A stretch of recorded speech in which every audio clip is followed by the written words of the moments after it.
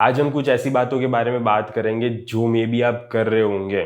And इसकी वजह से वो वुमन आपसे दूर जा रही है। आप उसको टर्न ऑफ कर रहे हो बेसिकली एंड आपको पता भी नहीं है कि आप ये सारी चीज़ें करके उसे टर्न ऑफ कर रहे हो। देखिए, मुझे पता है कि मोस्टली मैन को ना बेटा मेल नहीं बनना, उनको एफर्ट्स डालने हैं, उनको वो सारी चीज़ें करनी है, उनको एक अच्छा मैन बनना है उस वुमन के लिए। लेकिन फिर भी उनको पता ही नहीं है कि ये कौन सी चीजें है कि वो उसे नहीं करनी चाहिए। उस मैन को नहीं पता कि वो वुमन उसके टेस्ट भी लेगी या तो फिर उसे रेड फ्लैग्स भी देखने हैं रिलेशनशिप में जाने से पहले। ये सारी चीजें उसे नहीं पता एंड मे बी इसकी वजह से भी वो जाने अनजाने में ये सारी चीजें कर रहा है जो वुमन को टर्न ऑफ कर रही है। सो चलिए बिना कोई टाइम वेस्ट किए इन बातों को जानते हैं कि आखिरकार हमें कौन सी चीजों से बहुत ही ज्यादा दूर रहना है एंड ये करनी है ही नहीं हमें। अगर हमें वो लड़की हमारी लाइफ में चाहिए तो ये चीजों से दूर रहना है, कोसों दूर। ओके, तो चलिए स्टार्ट करते हैं। सबसे पहला पॉइंट है कम्युनिकेटिंग टू मच। देखिए, इसमें बेसिकली क्या होगा ना कि ये मैन जिसको नहीं पता कि मैं क्या कर रहा हूं, लेकिन वो उसको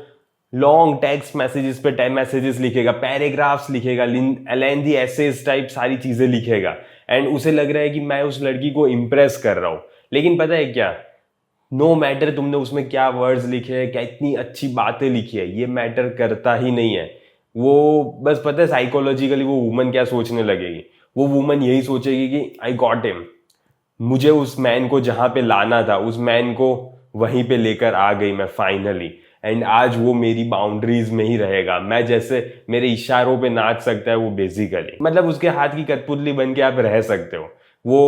वहीं पे आपको लेकर आ गई है। आप जब भी ये सारी टेक्स्ट मैसेजेस इतने ज्यादा लेंथी पैराग्राफ्स लिखते हो ना, तब यही सारी चीजें वो शो करता है। सिंपली आप सोचिए कि आप 30 सेकेंड्स या 2 मिनट्स या वॉट एवर कितना भी टाइम उस टेक्स्ट मैसेज को लिखने में या तो फिर सोचने में लगा रहे हो कि हाँ क्या लिखूं, कैसे लिखूं, ये सारी चीजें लिखता हूँ, ये सारी चीजें अच्छी है एंड ये सारी चीजें आप सोच रहे हो, लिख रहे हो, इसमें टाइम वेस्ट कर रहे हो आप। इसमें आप कुछ प्रोडक्टिव कर सकते थे, इसमें कुछ आप अच्छा कर सकते थे जो मे बी आपकी लाइफ में मीनिंग देता। एंड आप उसे सिंपली इतना छोटा सा टेक्स्ट या तो फिर कुछ सेंटेंस लिख के भेज सकते थे, लेकिन नहीं, आपने चूज किया कि नहीं मैं उसे लेंथी एसेज लिख के सेंड करूंगा ताकि वो इंप्रेस हो जाए। फिर वो इंप्रेस नहीं होती मैन। आप सिंपली उसे इतना छोटा सा टेक्स्ट लिख के भेज दोगे ना तो ये शो होता है कि हाँ आप केयर नहीं करते इतनी ज्यादा एंड यही अट्रैक्शन क्रिएट करती है। एंड दूसरी दिक्कत ये भी है, पता है कि आप अपने फोन पे बहुत ही ज्यादा टाइम स्पेंड कर रहे हो उसके साथ, जबकि वो इतना ज्यादा टाइम स्पेंड नहीं कर रही,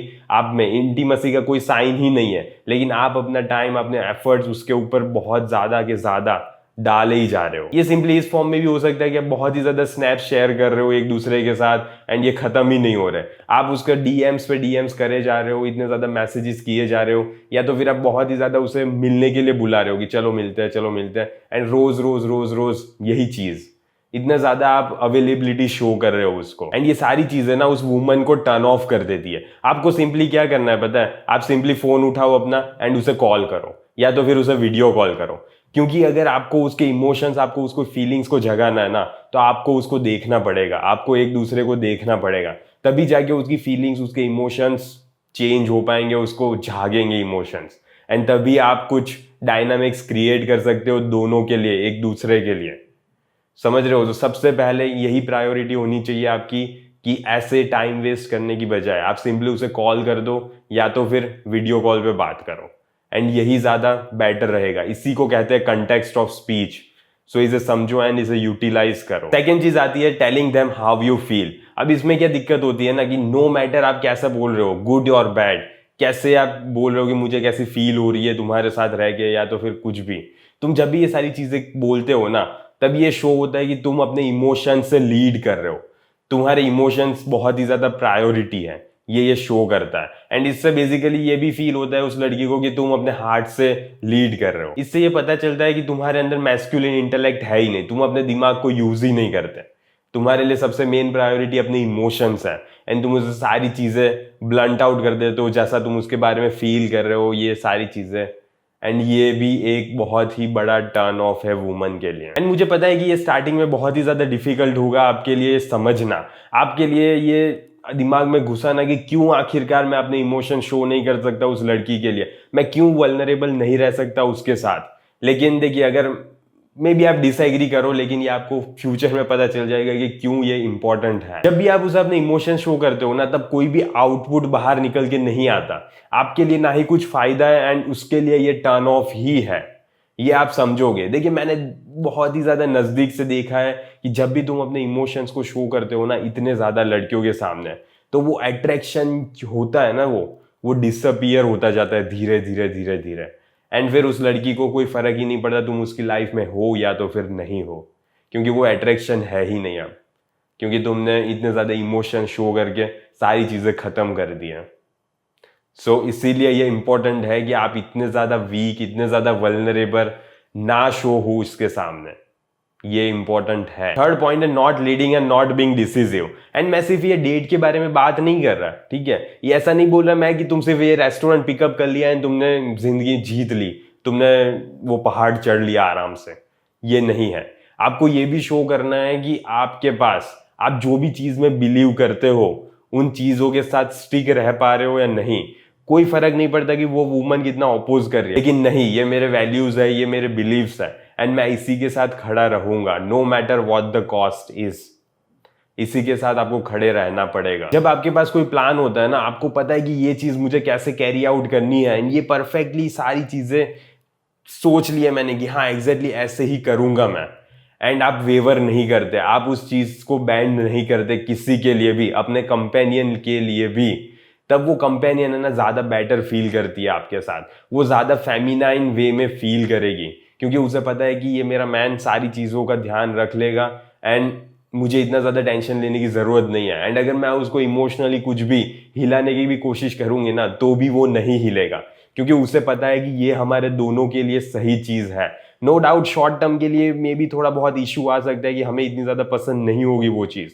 लेकिन कोई फर्क नहीं पड़ता, इसका लॉन्ग टर्म अच्छा ही है, क्योंकि इसको पता है कि क्या सही है एंड क्या गलत, एंड क्या एग्जैक्टली प्लान आउट किया है इसने, वो सारी चीजें एग्जैक्टली प्लान्ड वे में ही चल रही है। एंड उसे थोड़ी देर के लिए थोड़ा कुछ गलती, मतलब कुछ भी दिक्कत आ रही है तो भी कोई फर्क नहीं पड़ता, क्योंकि उसे पता है कि एग्जैक्टली उसे क्या करना है, एंड इसीलिए वो ज्यादा अच्छे से आपके साथ रह पाएगी, अच्छे से वो जैसा उसको करना है ना, कि उसको एक फेमिनाइन वे में रहना है, वो तभी रह पाएगी जब आप अपनी मैस्कुलिन वे में रह रहे हो अच्छे से। एंड अगर आप डिसिसिव नहीं हो, आपको एग्जैक्टली पता नहीं है कि मुझे क्या करना है, मुझे पता ही नहीं है कि सुबह उठ के क्या करना है, तो आप डिसिसिव नहीं हो मैन, एंड तब वो आपके साथ नहीं रहना चाहेगी, क्योंकि आपको खुद ही नहीं पता अपने बारे में, तो फिर उसका ध्यान कैसे रख सकते हो आप। एंड पता है इससे क्या होगा कि आप ऑल ऑफ अ सडन चीजें नोटिस करने लगोगे, आप ये नोट करोगे कि उस वुमन को अब कोई फर्क नहीं पड़ता कि उसके पास उसके डीएम्स में कितने ज्यादा मैन है, या तो फिर उसके कोई मेल फ्रेंड्स भी है या नहीं, उसे कोई फर्क नहीं पड़ता, क्योंकि उसे पता है कि मेरे पास बहुत ही अच्छा कंपेनियन है एंड मैं इसके साथ अपनी पूरी लाइफ स्पेंड कर सकती हूँ, क्योंकि इसे पता है कि हम दोनों का ध्यान कैसे रखना है। Last and final point, fourth. देखिए, मैं आपको एक सीक्रेट बताता हूँ कि वुमन है ना बहुत ही ज्यादा इंटेलिजेंट है, उसको पता है कि वो सारी चीजें क्या कर रही है एंड क्या चीजें नहीं करनी चाहिए, लेकिन फिर भी उसे पता है कि वो कैसे आपसे बहुत ही ज्यादा एंग्री रह रही है, उसे पता है कि वो कैसे आपको बहुत ही ज्यादा फ्रस्ट्रेटेड फील करवा रही है, उसे पता है कि वो आपके कब टेस्ट ले रही है, उसे सारी चीजें पता है कि वो बहुत ही ज्यादा इमोशंस चेंज कर रही है, एंड आपको पता ही नहीं है कि वो सिचुएशन में क्या करना है, लेकिन फिर भी वो देखना चाहती है कि आप क्या करते हो, उसे ये सारी चीजें पता है। लेकिन फिर जब आप ये सारी चीजें, उसमें से कुछ खराब चीजें वो करती है, एंड तब भी आप उसके साथ स्टिक रहना चाहते हो ना, कि हाँ ठीक है कोई फर्क नहीं पड़ता, तब आप ये शो करते हो कि आप वीक हो, आपको एक्सेप्ट कर लिया कि इसने ये खराब चीजें की तो भी आपको कोई फर्क नहीं पड़ता, एंड इससे वो वीकनेस फील करने लगती है कि हाँ ये बहुत ही ज्यादा वीक है, ये कुछ नहीं कर सकता। देखिए, एक एग्जांपल बताता हूं मैं। एक मेरा फ्रेंड था, फ्रेंड तो नहीं कहूंगा, लेकिन एक पर्सन था, एक मैन था, जिसकी गर्लफ्रेंड ने उसके ऊपर चीट किया था। एंड अब चीटिंग के बाद भी क्या हुआ पता है, कि वो मैन उस लड़की को बोल रहा है कि प्लीज तू मेरे साथ रह, मुझे कोई फर्क नहीं पड़ता, मुझे पता है कि अगली बार से तू नहीं करेगी है। लेकिन पता है उस लड़की ने सिंपली क्या बोला, उस लड़की ने यही बोला कि मुझे एटलीस्ट थोड़ा सा लग रहा था कि तू अब तो कुछ मतलब गट्स शो करेगा एंड मुझे अपनी लाइफ से तू खुद ही निकाल देगा,